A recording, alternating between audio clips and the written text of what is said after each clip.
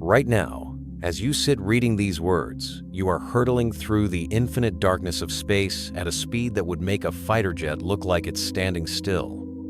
You're traveling at over 490,000 miles per hour aboard a cosmic carousel so incomprehensibly massive that a beam of light, racing at 186,000 miles every single second, would need more than 200,000 years just to traverse it from one edge to the other. We call this swirling ocean of somewhere between 100 billion and 400 billion suns our home. We call it the Andromeda Galaxy. But here's the thing that should absolutely terrify and mesmerize you in equal measure. We have never actually seen it from the outside. We've never been able to step back, to pull away far enough to witness its true, staggering enormity from a cosmic vantage point. Tonight, we're going to take that impossible journey together. We're going to travel to the very boundaries of our galactic neighborhood, and I promise you this: everything you thought you understood about size, about distance, about your microscopic place in this churning cosmos, is about to be shattered into a million glittering pieces and reassembled into something far stranger and more wonderful than you ever imagined. Prepare yourself. Take a deep breath. We begin. Astronauts talk about something they call the overview effect. It's that profound, almost spiritual moment when they first glimpse Earth from orbit, when they press their faces against the tiny porthole window of their spacecraft and search desperately for something, anything familiar. The cities that dominated their entire existence on the ground, the metropolises that seemed to stretch on forever when they drove through them, suddenly appear as nothing more than scattered pinpricks of light against a dark canvas. Mountain ranges that took days to cross by car now look like wrinkled fabric bunched up on a tabletop.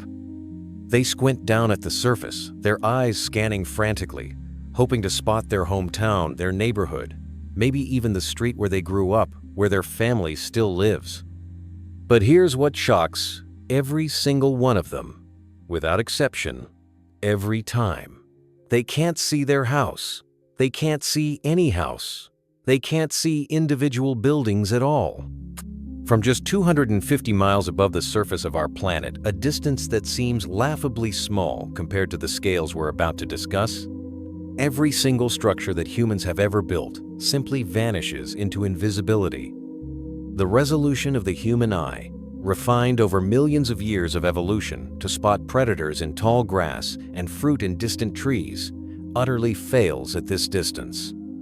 It cannot capture objects that small, that insignificant from that far away. This reveals something absolutely fundamental about the nature of scale, something we almost never stop to consider in our day-to-day existence.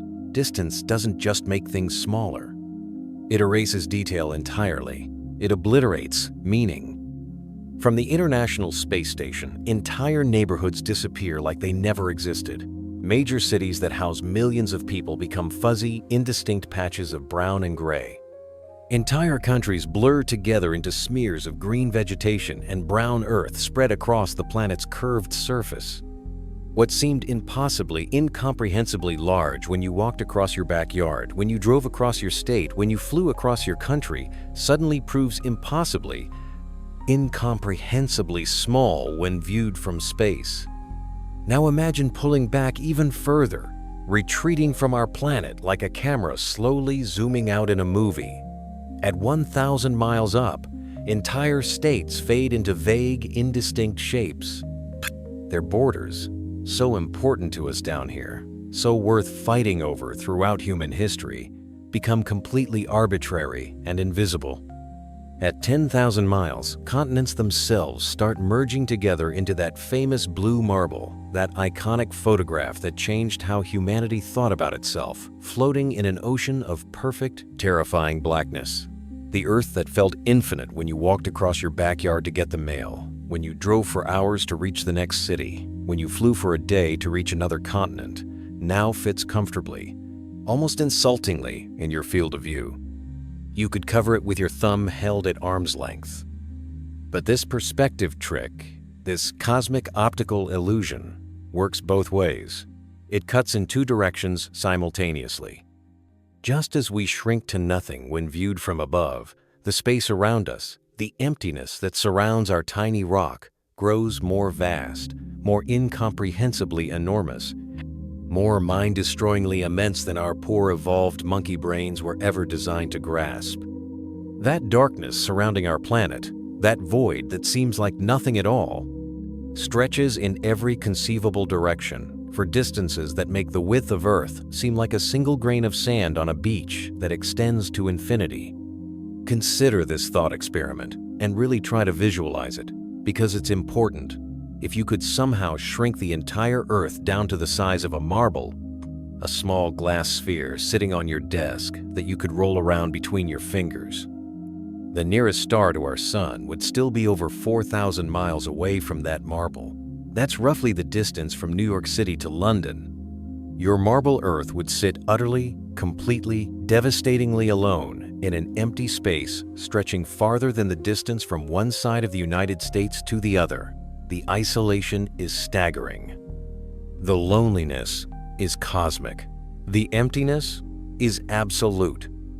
This crushing, oppressive vacuum between objects defines everything about our cosmic neighborhood. We exist on a tiny ball of rock and metal, surrounded by an ocean of nothing so vast that light itself, traveling at a speed of 670 million miles per hour, a speed so fast it could circle the Earth 7.5 times in a single second, takes years, plural, actual years, to cross from one interesting point to the next interesting point in space. Think about that. Light, the fastest thing that exists or can exist in our universe, according to everything we understand about physics, the absolute universal speed limit takes years to get anywhere interesting out here. But we're not alone in this emptiness. We're not just floating on a solitary rock in the void. We travel through this crushing vacuum as passengers, as tiny specks riding aboard something far grander, far more spectacular, far more incomprehensibly massive than a single planet could ever be. We inhabit a galaxy. We live inside a collection of stars so enormous that it makes our wildest science fiction fantasies look small by comparison. However, and this is crucial, there's a catch, a big one. Just like those astronauts couldn't see their own houses from orbit, couldn't pick out the individual buildings where they lived and worked and raised their families, we face an even stranger, even more frustrating problem when we try to comprehend our galactic home. We can never see it from the outside. We're trapped inside it forever. The photons illuminating this page right now, or the screen you're reading this on, began a journey that makes every human exploration throughout all of recorded history look like a casual stroll around the block. Light from our nearest stellar neighbor, a dim red dwarf star called Proxima Centauri, left that distant sun more than 4 years ago. 4 actual years. Stop and think about what that means. The light hitting your eyes at this very moment, carrying information about that distant star, began its journey across the void when you were 4 years younger. 4 years ago, you were a different person. You had different worries. Different songs played on the radio. Different politicians were making different promises. The world looked completely, utterly different than it does today. And all that time, for every second of those 4 years, that light was traveling through the vacuum of space toward you. It crossed unimaginable distances while you went about your daily life, while you ate breakfast and went to work and fell asleep at night, completely unaware that ancient starlight was racing toward you through the darkness. Christopher Columbus sailed approximately 4,000 miles from Spain to the Americas. At the time, that seemed like an impossible suicidal distance to his contemporaries. People genuinely worried he might sail off the edge of a flat Earth. They feared sea monsters rising from the depths to devour his ships. They imagined endless storms that would shatter his wooden vessels into splinters. 4,000 miles represented the absolute outer limit of human courage and imagination in the 15th century. It was the edge of the known world, the boundary of the possible. The light in your room right now traveled 25 trillion miles to reach you. 25 trillion. Let that number just sit in your mind for a moment. Don't let it slide off your brain like water off a duck's back. Really try to comprehend it.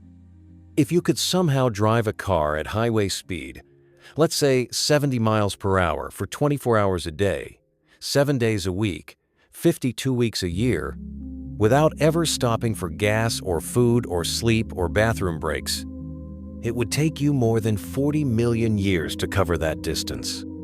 40 million years of continuous driving just to reach our closest stellar neighbor, the nearest star to our sun, the star literally next door in cosmic terms. This reveals the true, terrifying scale of our galactic neighborhood.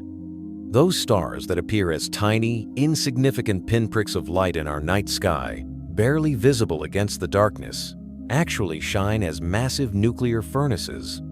Titanic spheres of superheated plasma, where hydrogen atoms fuse into helium and release more energy every second than humanity has used in our entire history. Many of these stars are larger and brighter than our own sun.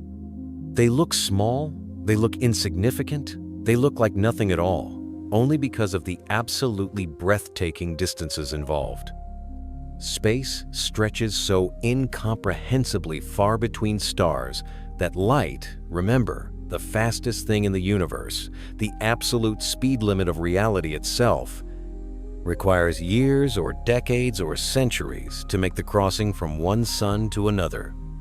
Our galaxy, this massive collection we call the Andromeda Galaxy, contains somewhere in the neighborhood of 100 billion to 400 billion of these distant suns.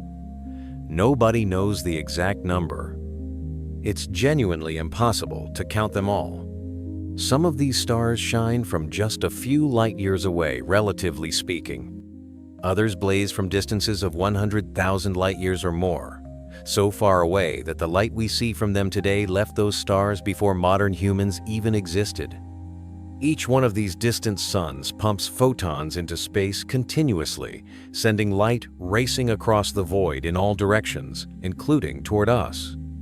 Some of that ancient starlight left its source before humans developed agriculture. Some began its journey before our ancestors figured out how to make fire. Some started traveling toward Earth before dinosaurs walked the planet. When you look up at the night sky, you're not seeing the universe as it is right now, in this moment. You're seeing a time machine. You're witnessing the past broadcasting itself across space toward you.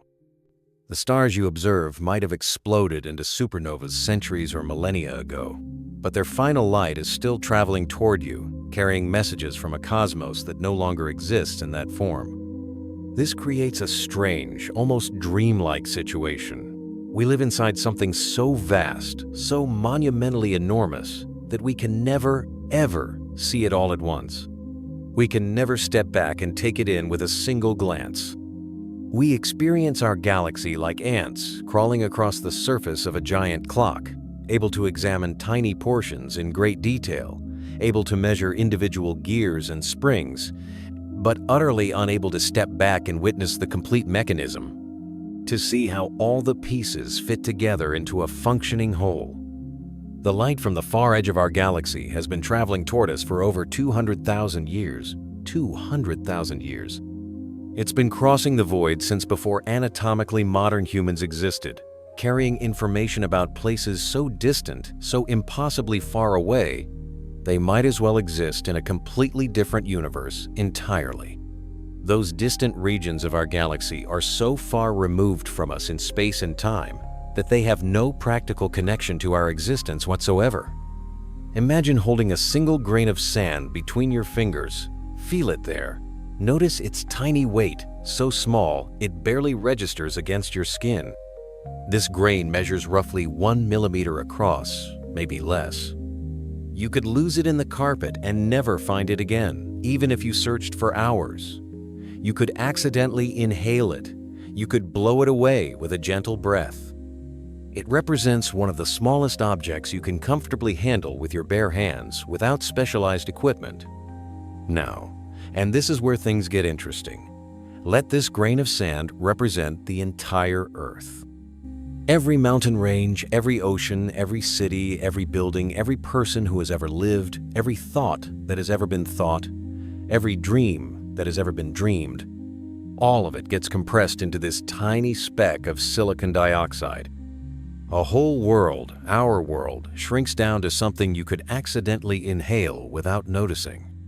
On this scale, what size would your city be? Your neighborhood becomes completely invisible to the naked eye. Your house disappears entirely, requiring an electron microscope to detect.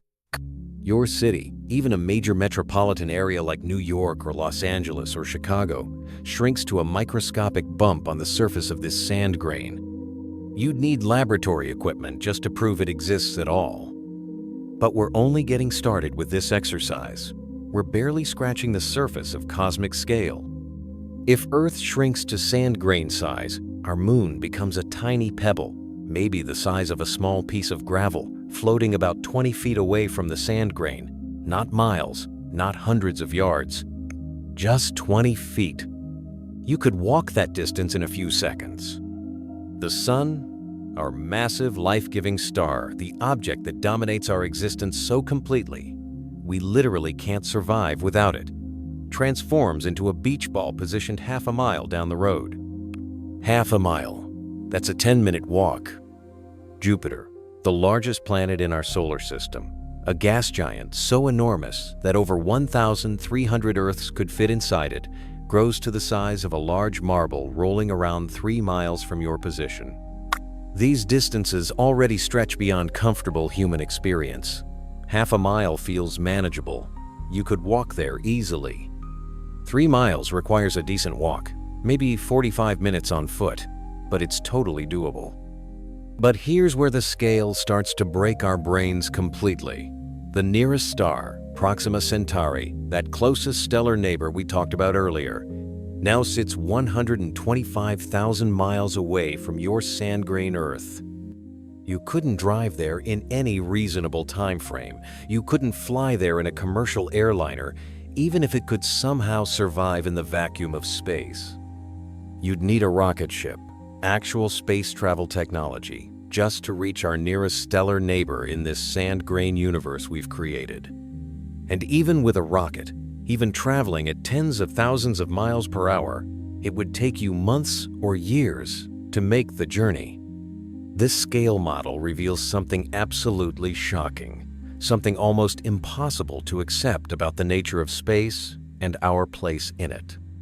The distances between objects in our solar system, distances that already seem impossibly, incomprehensibly large when we think about them normally, represent practically nothing, almost a rounding error.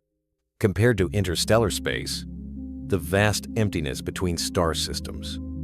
We live crammed together in a tiny pocket of warmth and matter, huddled around our sun like campers around a fire in the wilderness, surrounded by an emptiness so complete, so absolute, so total, that it genuinely defies human comprehension. Our entire solar system, on this sand-grain scale, fits comfortably within a circle roughly 10 miles across. You could draw that circle on a map. You could drive around its perimeter in 20 minutes. But the next solar system, the next family of planets orbiting the next star, sits 125,000 miles away. The emptiness between star systems stretches 12,500 times further than the entire width of our local planetary family. It's not just empty space. It's a desert of nothingness so vast that our minds literally cannot process it. However, and this is the crucial point, even these staggering, brain-melting distances pale in comparison. They become absolutely insignificant when compared to the full extent of our galaxy. If we maintain this sand-grain scale, if we keep Earth as a tiny speck you can barely see, our galactic home, the Andromeda Galaxy, stretches approximately 22 billion miles from edge to edge. 22 billion miles. Light, traveling at its incredible speed of 670 million miles per hour, would require over 33 hours to cross that distance, a day and a half for light to go from one side to the other. But this comparison still fails to capture the true, absolute strangeness of galactic scale. We've only dealt with distance so far, only talked about how far things are from each other. We haven't even begun to discuss motion, velocity, speed. And that's where things get really interesting, really mind-bending, really impossible to fully grasp. Right now, at this very moment, as you sit reading these words, whether you're relaxed on a couch or hunched over a desk or lying in bed, you are moving faster than any human being has ever intentionally traveled using technology. You're not simply spinning with Earth's rotation, which carries you eastward at roughly 1,000 miles per hour at the equator, less if you're further north or south. You're not just orbiting around the sun with our planet, which adds another whopping 67,000 miles per hour to your velocity, making you move faster than anything humans have ever built for the purpose of going fast. No, you're participating in something far more spectacular, far more violent, far more absolutely incredible than either of those familiar motions that we never think about because we can't feel them. Our entire solar system, every planet, every moon, every asteroid, every comet, every speck of dust, and of course our sun itself, rockets through the infinite void of space at approximately 490,000 miles per hour. Nearly 500,000 miles per hour. Every single hour, you travel a distance almost twice the distance from the Earth to the Moon, and you don't feel a thing. This speed utterly defies human experience. It exists completely outside the realm of anything we've ever built or imagined building.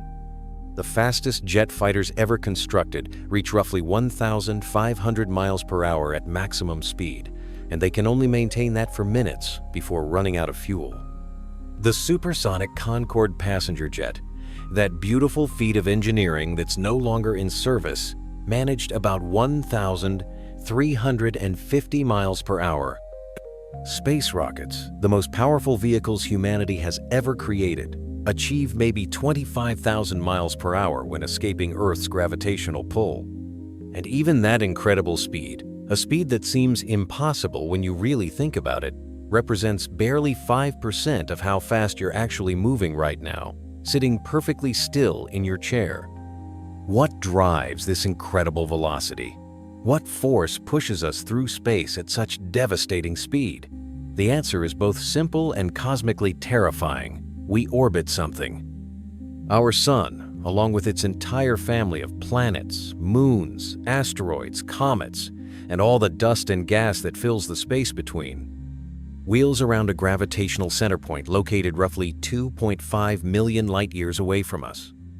We circle this center like a stone whirling at the end of a string, except the string stretches across distances that light, traveling at 186,000 miles per second, requires 2.5 million years to traverse. This orbital motion carries our solar system on a path so enormously, so incomprehensibly enormous, that completing just one single revolution takes approximately 18 billion years. 18 billion years. When our solar system last occupied this same position in space, completing its previous orbit, the universe itself was barely 3 billion years old. Galaxies were just beginning to form from clouds of primordial gas. The first generation of stars had just ignited. Nothing resembling our current cosmic structure existed yet. We haven't even completed one full trip around this cosmic center since our solar system formed. Earth came into existence roughly 4.5 billion years ago, which means we're only about 1/4 of the way through our very first galactic orbit. Our planet is less than 1 galactic year old. It's an infant in cosmic terms, a newborn baby in the grand scheme of galactic time.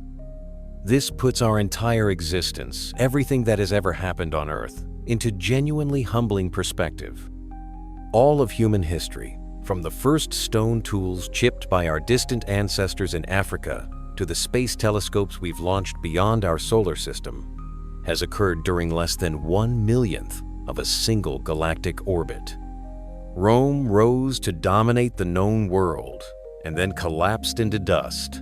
Entire civilizations emerged from nothing, flourished for centuries, and then vanished completely, leaving only ruins and pottery shards. Whole species evolved from nothing, dominated entire ecosystems, and then went extinct forever. The dinosaurs ruled the Earth for 165 million years and then disappeared in a geological instant.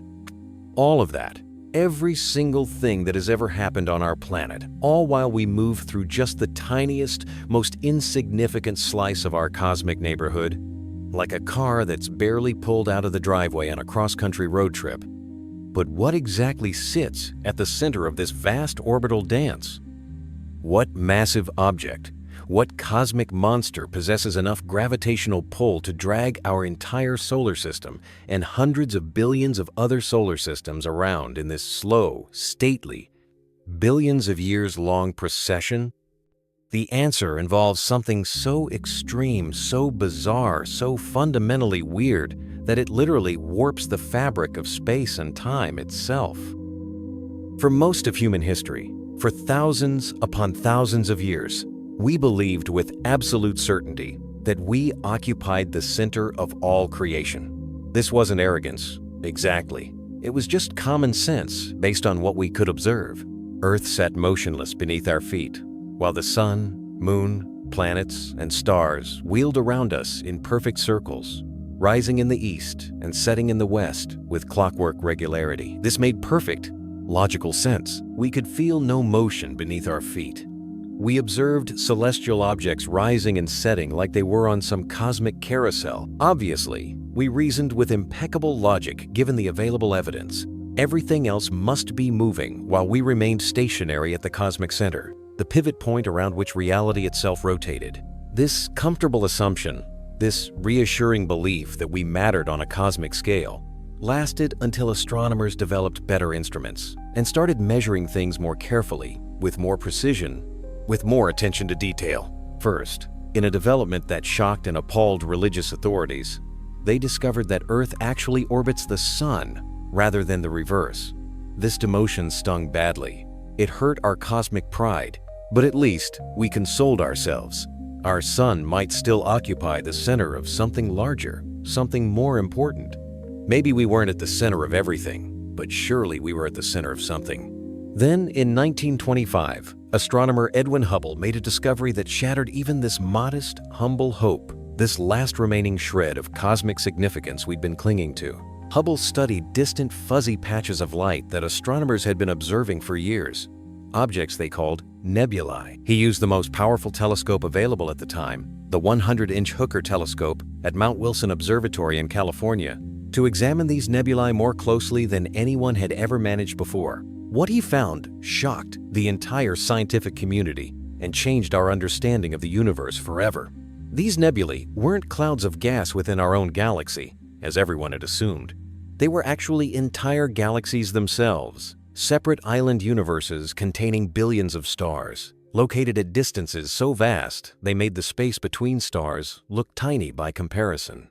The Andromeda Nebula, that faint smudge visible to the naked eye on clear autumn nights, wasn't part of our cosmic neighborhood at all. It was a completely separate galaxy containing hundreds of billions of stars, sitting 2.5 million light-years away from us. This discovery revealed that we live inside something much, much larger than anyone had imagined. But it also revealed something even more profound. We weren't even close to living at the center of it. Our solar system sits roughly 2/3 of the way out from the galactic center, closer to the edge than to the middle. If our galaxy was a pizza, and why not use that analogy because it's actually pretty accurate, we'd live somewhere out near the crust. In the suburbs, definitely not enjoying a prime location near the center where all the good toppings concentrate, where all the action happens. This positioning, this cosmic address in the galactic suburbs, actually benefits us tremendously, though we didn't realize it at the time, and many people still don't appreciate it today. The galactic center turns out to be a violent, hostile, absolutely terrifying environment filled with intense radiation that would sterilize any planet, gravitational chaos that would tear solar systems apart, and exotic phenomena that would make complex chemistry and biological life completely impossible. Our suburban location provides a quiet, stable, boring environment where delicate processes like evolution can unfold over billions of years without constant interruption from cosmic catastrophes. But Hubble's revelation, and the discoveries that followed, raised a new and even more puzzling question. If we orbit something 2.5 million light-years away, What could possibly be massive enough? What could contain enough matter to gravitationally bind hundreds of billions of stars into this enormous spinning structure? What kind of cosmic glue holds a galaxy together? The answer would take decades to figure out fully. And when scientists finally pieced it together, when they finally understood what lurked at the heart of galaxies, it proved stranger, more bizarre, more reality-bending than anyone had expected or could have predicted. Measuring the true size of our galaxy presented astronomers with what seemed like an impossible challenge, a truly unsolvable problem. How do you measure something when you're trapped inside it? How do you determine the size and shape of a forest when you're standing between the trees, unable to see more than a few dozen yards in any direction? How do you map the borders of a city when you cannot leave the city limits? When you're stuck inside looking out, rather than outside looking in, astronomers faced exactly this problem, this seemingly impossible task.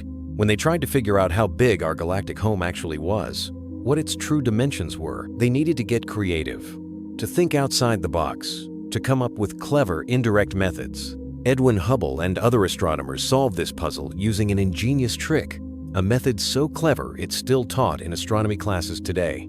They couldn't step outside our galaxy to measure it directly, obviously. That remains impossible even today with all our advanced technology. So instead, they mapped the locations of other galaxies, those island universes scattered throughout space, and measured their distances using a special type of star called a Cepheid variable. Cepheid variables are remarkable objects. These stars pulse brighter and dimmer in a predictable, regular pattern, like cosmic lighthouses. Even more amazingly, the rate at which these stars pulse directly relates to their actual intrinsic brightness. A Cepheid that pulses slowly shines intrinsically brighter than one that pulses quickly. This relationship, discovered by astronomer Henrietta Leavitt in 1912, gave astronomers a cosmic ruler, a way to measure distances across the universe. When astronomers observed a Cepheid variable star in a distant galaxy, they could time its pulsing pattern to determine how bright it actually was, its true luminosity. Then they could compare that true brightness to how bright it appeared from Earth, how dim it looked after traveling across vast distances. The difference between actual brightness and observed brightness revealed the distance, because more distant objects always appear dimmer than nearby ones, following a precise mathematical relationship called the inverse square law. Using this technique, measuring Cepheids in galaxy after galaxy, Hubble and his successors built up a three-dimensional map of the universe around us. They discovered that galaxies aren't distributed randomly through space. Instead, they cluster together in groups and superclusters, forming enormous structures that span hundreds of millions of light years. Our own Andromeda Galaxy, that massive spiral we're hurtling through space aboard, appears to stretch approximately 220,000 light years across when you measure from one edge of its visible disk to the other, 220,000 light years. This means that light, traveling at 186,000 miles per second, requires 220,000 years to cross from one side of our galaxy to the other. A beam of light, leaving one edge of our galaxy when Neanderthals still walked the Earth, would only just now be reaching the opposite edge.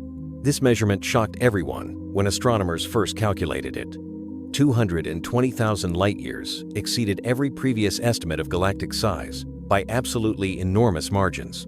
Most scientists had assumed galaxies might stretch a few thousand light years across at most, comparable to the distances between nearby stars, maybe 10 or 20 times that at the absolute maximum. Instead, measurements revealed that we inhabit something truly cosmic in scale, something so large it makes the distance between stars look insignificant. However, and this is absolutely crucial to understand, these measurements mapped only the visible boundaries of our galaxy, only the parts we can see with telescopes. Something invisible surrounds us, something we cannot see with any conventional instrument, something that dwarfs even the visible galaxy. We cannot see it directly. We cannot touch it. We cannot detect it with normal telescopes or cameras or any instrument that relies on light.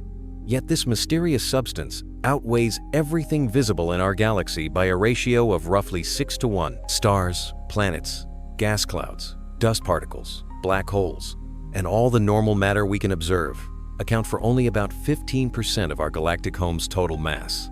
The other 85% consists of something we call dark matter, and it's one of the biggest mysteries in modern physics. How do we know invisible matter exists if we cannot detect it directly, if we can't see it or touch it or measure it with conventional instruments? The same way we know wind exists, even though we cannot see air moving, we observe its effects on other things. We see trees bending, we see leaves blowing, we see waves forming on water. We infer the presence of wind from its influence on visible objects. Similarly, we know dark matter exists because of its gravitational effects. Stars in the outer regions of our galaxy orbit the galactic center way too quickly. They move so fast that they should fly apart and scatter into intergalactic space like mud flying off a spinning tire, like water droplets shaking off a wet dog. The gravitational pull of all the visible matter in our galaxy, all the stars and gas and dust we can actually see, cannot provide enough force, enough inward pull, to hold these speeding stars in stable orbits. Something else must be out there, something absolutely massive. Something containing 6 times more matter than everything we can see, generating the additional gravitational pull required to keep our galaxy from flying apart into the cosmic void. This invisible mass forms a roughly spherical halo around our galaxy, extending far, far beyond the visible star-filled disk we think of when we picture a galaxy. Recent measurements, using techniques that measure gravitational effects and the motion of satellite galaxies, suggest this dark matter halo stretches nearly 3 million light-years across. 3 million light-years. This means the true boundary of our galactic home, the real edge of our cosmic address, extends more than 13 times further than the visible stars, further than most people imagine when they think about galaxies. Most of our galaxy, the vast majority of its volume and mass, consists of empty space filled with invisible particles that we don't understand. Particles that don't interact with light in any way we can detect. Think of it this way, and really try to visualize this. If our visible galaxy was a flashlight beam in a dark room, a cone of light illuminating part of the darkness, the dark matter halo would be the entire room surrounding that small cone of light, the entire building surrounding that room, maybe the entire city block. We live inside the beam of visible light, surrounded by vast volumes of invisible mass that we can only detect through its gravitational influence on things we can see. This dark matter doesn't behave like normal matter at all. It doesn't emit light, not even the faintest glimmer. It doesn't absorb light, doesn't block it or filter it or interact with it in any detectable way. It doesn't interact with electromagnetic radiation at all, which means it's completely invisible to every type of telescope we've ever built, from radio telescopes to X-ray satellites. Dark matter particles can pass right through normal matter, as if it wasn't even there, as if normal atoms were just empty space, which, to be fair, they mostly are. Billions upon billions of dark matter particles flow through your body every single second without any interaction whatsoever. They pass through the Earth like it's completely transparent, like it doesn't exist. They stream through the sun without slowing down or heating up or changing direction. Scientists estimate that somewhere between 1 trillion and 6 trillion times the mass of our sun worth of dark matter fills the halo around our galaxy. That's an almost incomprehensible amount of invisible mass. Matter that shapes everything about our galaxy but remains fundamentally mysterious. The existence of dark matter raises absolutely profound questions about the nature of reality itself. Questions that keep physicists awake at night. Most of the universe, perhaps 85% or more of all the matter that exists, consists of something we cannot see, cannot touch, cannot directly detect with any instrument. We inhabit a cosmos where the familiar matter that makes up stars, planets, people, everything we've ever seen or touched or measured, represents a tiny minority component, a small addition to something far larger and stranger. But even this invisible halo has boundaries, limits, edges, and beyond those boundaries lies something even more mind-bending, even harder to comprehend, even more reality-warping than invisible matter. In 1977, humanity launched 2 robotic explorers toward the outer planets of our solar system. Voyager 1 and Voyager 2 represent the fastest objects humans have ever sent into deep space, our most distant technological children, our farthest-reaching ambassadors to the cosmos. They race away from our solar system at roughly 38,000 miles per hour, fast enough to cross the entire United States in less than 5 minutes, fast enough to circle the Earth in just over an hour. These spacecraft have traveled farther from Earth than any human creation has ever gone. They've returned stunning, breathtaking images of Jupiter's swirling storms, Saturn's magnificent rings, Uranus's tilted axis, and Neptune's deep blue atmosphere. They carry golden records containing sounds and images from Earth, messages to possible alien civilizations that might encounter these lonely machines billions of years from now, long after humanity has either evolved into something unrecognizable or gone extinct entirely. But their incredible speed, achieved through careful gravitational assists from multiple planets, through brilliant trajectory planning by NASA scientists, still proves pathetically, laughably inadequate for galactic travel. At 38,000 miles per hour, Voyager 1 would require approximately 60,000 years just to reach our nearest stellar neighbor if it were actually headed in that direction, which it isn't. 60,000 years. This exceeds the entire span of human civilization by a factor of 6. Agriculture, writing, cities, empires, industry, democracy, space travel, the internet, all of it developed during a time period much shorter than a single interstellar journey at our fastest possible speed. But reaching the next star over, crossing that relatively tiny gap to our nearest neighbor, represents barely the first step, the very first tiny baby step in galactic exploration. To cross the full width of our galaxy, to travel from one edge to the other, would require Voyager 1 approximately 4 billion years of constant travel. 4 billion years. This time span dwarfs not just human history, not just the history of civilization or agriculture or tool use, but the entire history of complex life on Earth. When Voyager began such a hypothetical journey, assuming we'd launched it 4 billion years ago instead of in 1977, the most advanced life forms on our planet would have been simple bacteria and maybe some primitive algae. Multicellular organisms had not yet evolved. Animals did not exist in any form. Plants did not exist. Fungi did not exist. The Earth's atmosphere contained almost no oxygen, making it completely unbreathable for anything resembling modern life. The continents were arranged in completely different configurations. The day was only about 18 hours long because the Earth spun faster. During the billions of years required for Voyager to cross our galaxy, during that incomprehensible span of time, life evolved from single cells floating in ancient oceans to the complexity of human civilization, from simple bacteria to beings capable of building spacecraft and asking questions about their place in the universe. This puts galactic distances in biological perspective in a way that's genuinely staggering. Evolution from microbes to mammals with minds, from chemistry to consciousness, takes less time than crossing our cosmic neighborhood at the fastest speed our technology can achieve.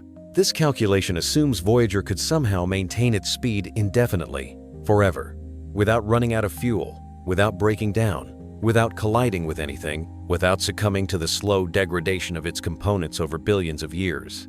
In reality, both Voyager spacecraft will go silent within the next decade or two at most as their nuclear power sources decay beyond usefulness. They'll continue coasting through space as dead hunks of metal and plastic and silicon, but they'll never report back about what lies in the darkness between stars. They'll drift in silence for billions of years, eventually perhaps encountering another star system purely by chance, long after everything on Earth has changed beyond recognition. The vast emptiness between stellar systems creates an almost perfect vacuum, a void more complete than anything humans have ever achieved in laboratories on Earth. Voyager encounters less than 1 atom per cubic centimeter in the space between stars. This represents a vacuum more complete, more absolute, more empty than the best vacuum chambers scientists can create. Even using the most advanced technology available, the spacecraft travels through regions so empty, so devoid of matter, that it might not encounter another solid object larger than a grain of dust for millions or billions of years. This emptiness defines the structure of our galaxy in fundamental ways. Stars cluster together in a flat disk, organizing themselves into spiral patterns, but enormous spaces separate each point of light from its neighbors. The galaxy is far more empty than full, far more void than substance. However, our galaxy contains much more than just individual stars scattered through empty space like islands in an infinite ocean. Our galaxy contains more stars than there are grains of sand on all the beaches of Earth. Or at least, that's what people always say. Though, honestly, nobody has counted either quantity with any precision. Somewhere between 100 billion and 400 billion stars shine within the boundaries of our cosmic neighborhood. Let's split the difference and say 200 billion, though the exact number remains genuinely unknown and probably unknowable. 200 billion This number completely exceeds human comprehension. Our brains simply did not evolve to grasp quantities this large. If you counted one star every single second, 24 hours a day, 365 days a year, without ever stopping to eat or sleep or do anything else, it would take you over 6,000 years to count them all. If every person currently alive on Earth, all 8 billion of us, took responsibility for counting a different group of stars, each person would need to count roughly 25 stars to complete the census. That sounds manageable until you realize that even identifying and cataloging 25 individual stars in a galaxy requires professional astronomical equipment and years of training. These stars come in an absolutely astounding variety of sizes, colors, temperatures, ages, and compositions. Some shine blue-white and burn through their nuclear fuel in just a few million years, living fast and dying young in spectacular supernova explosions. Others glow dull red and sip their fuel so slowly, so miserly, that they will continue shining for hundreds of billions of years, long after our sun has died, long after our galaxy has collided with Andromeda, long after the universe itself has aged beyond recognition. Some stars contain barely enough mass to sustain nuclear fusion, hovering right at the edge of the minimum requirement, while others pack dozens or even hundreds of times more matter than our sun into incredibly dense, incredibly hot stellar cores, where exotic nuclear processes create heavy elements that cannot form anywhere else in nature. The diversity extends far beyond simple size and temperature differences, far beyond the basic categories astronomers use to classify stars. Some stars exist in binary pairs, orbiting each other in elegant gravitational dances, locked together for billions of years. Others cluster together in groups of dozens or hundreds or even thousands, forming stellar cities where intense radiation and gravitational interactions create phenomena that simply cannot occur around isolated stars. Some stars pulse with regular, predictable rhythms, expanding and contracting like cosmic hearts beating in the darkness. Others rotate so fast they bulge at their equators, flinging matter into space. Among these hundreds of billions of stars, conservative estimates suggest at least 40 billion planets orbit in the habitable zones, those special regions around stars where temperatures allow liquid water to exist on a planet's surface. 40 billion potentially habitable worlds scattered throughout our galactic home, each one a possible crucible for life, each one a potential incubator for biology, chemistry, evolution, maybe even intelligence and civilization. Some of these planets might harbor simple microbial life, bacteria-like organisms, eking out an existence in underground oceans or chemical-rich soils. Some might host complex ecosystems with millions of species, jungles and oceans teeming with strange life forms that would look utterly alien to our eyes. Some might contain intelligence, civilizations, beings advanced enough to contemplate the same questions we're exploring right now, wondering if they're alone in the universe, looking up at their night sky and seeing our sun as just another anonymous point of light. The oldest stars in our galaxy formed over 13 billion years ago, when the universe itself was barely 700 million years old, when galaxies were just beginning to coalesce from primordial clouds of hydrogen and helium. These ancient suns have witnessed the entire history of cosmic evolution, from a time when heavy elements barely existed to the current epoch of rocky planets and complex chemistry. Some planetary systems around these old stars could have supported life for billions of years longer than Earth has existed, giving evolution a head start that might produce civilizations incomprehensibly more advanced than our own. This vast stellar population doesn't distribute itself randomly throughout our galaxy. The stars organize themselves into a flattened disk roughly 1,000 light-years thick and 220,000 light-years across, a cosmic pancake of unimaginable proportions. Our solar system sits embedded within this disk about 2.5 million light-years from the galactic center. But wait, that's not right. Let me recalculate. Actually, we're talking about the Andromeda Galaxy here, which sits 2.5 million light-years from us.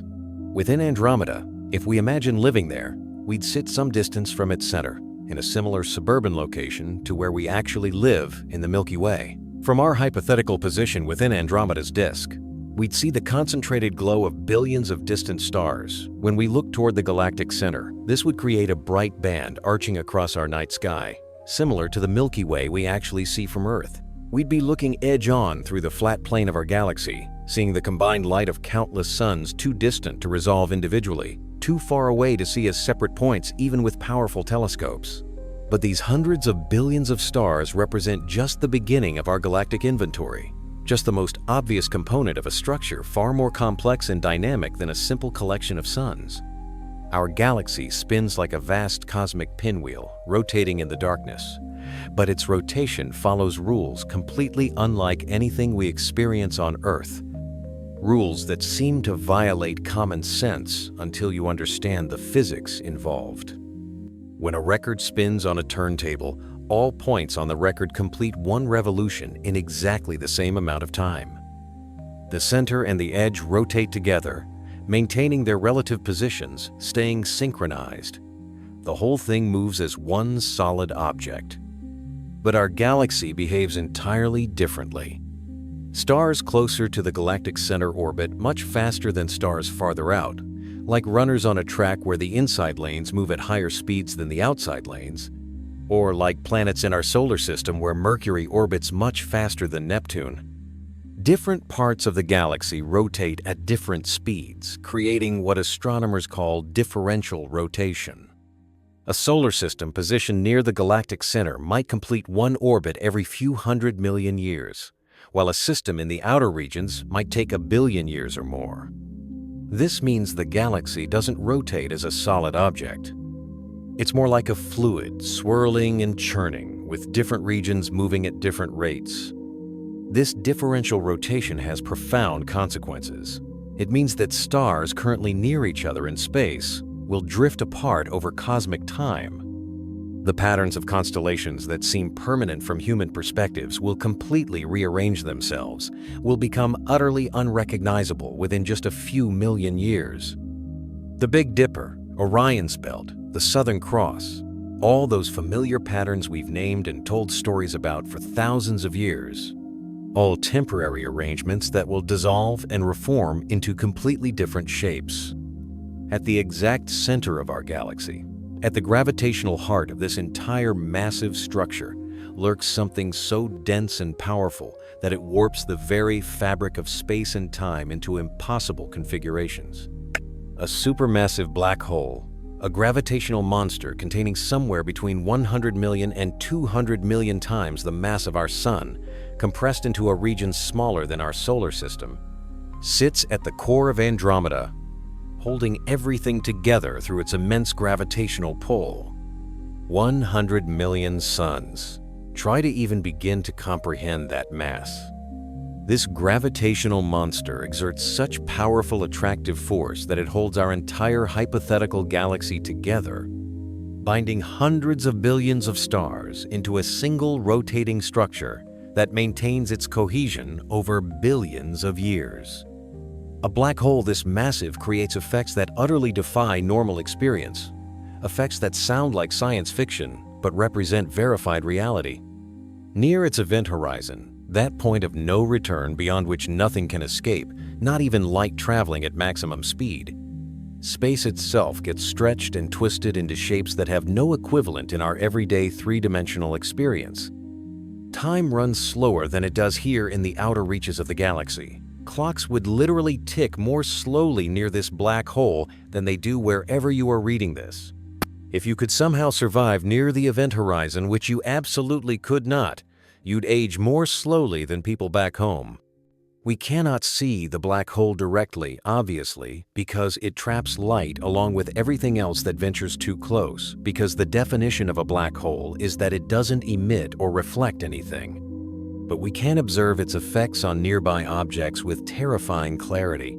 Stars that orbit close to this monster reach speeds exceeding 3,000 miles per second as they whip around the invisible gravitational anchor. 3,000 miles per second. That's over 10 million miles per hour, speeds that make our orbital velocity of 490,000 miles per hour seem slow by comparison. These stars complete orbital periods measured in years or decades, not centuries or millennia. They're moving so fast, experiencing such intense gravitational forces that their existence seems impossible. Yet there they are, observed and measured and tracked over multiple orbits. The black hole occasionally feeds, and when it does, the results are spectacular.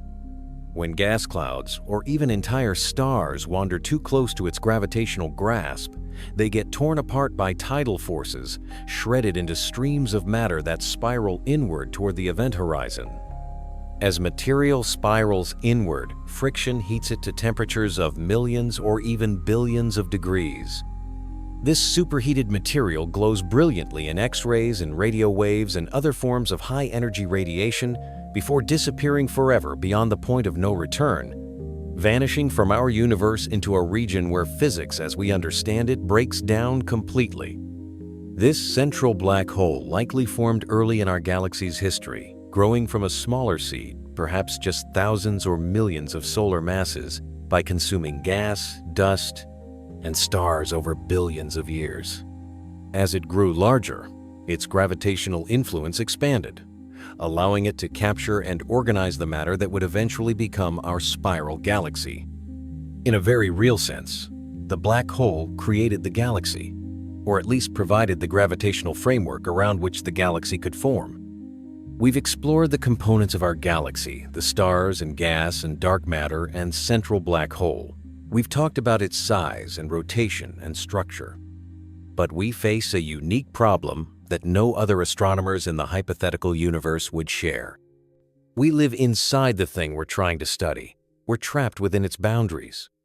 Every other galaxy in the universe can be observed from the outside, photographed in its entirety, mapped from a comfortable external vantage point. We alone must piece together the structure of our cosmic home from clues gathered while confined within its borders, like prisoners trying to map a vast prison from inside their cells. The boundary of our galaxy, that edge where organized structure gives way to intergalactic emptiness, refuses to stay neatly defined.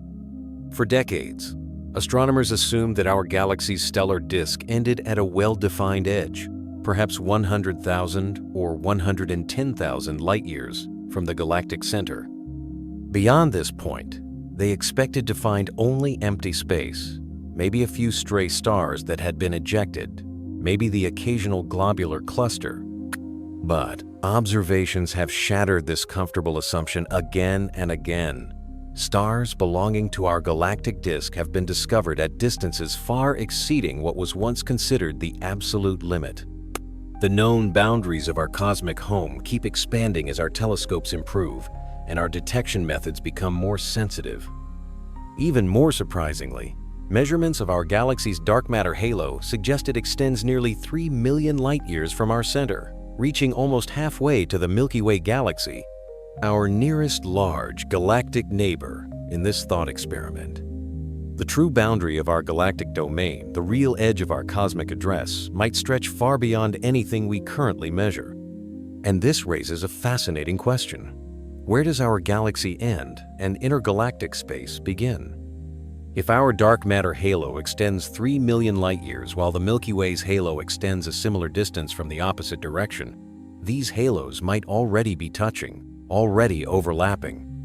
In this sense, the collision between our galaxies, that cosmic catastrophe predicted for billions of years in the future, may have already begun at the level of dark matter, even though the stellar populations won't merge for eons. Right now, at this very moment, our galaxy doesn't travel alone through the cosmic darkness. When you zoom out far enough to see beyond our immediate galactic boundaries, a remarkable sight emerges that changes everything about how we understand our place in space. We're not isolated. We're not some lonely island drifting through infinite emptiness. We belong to a vast collection of galaxies, dozens of island universes bound together by gravity, traveling through space as a coherent group.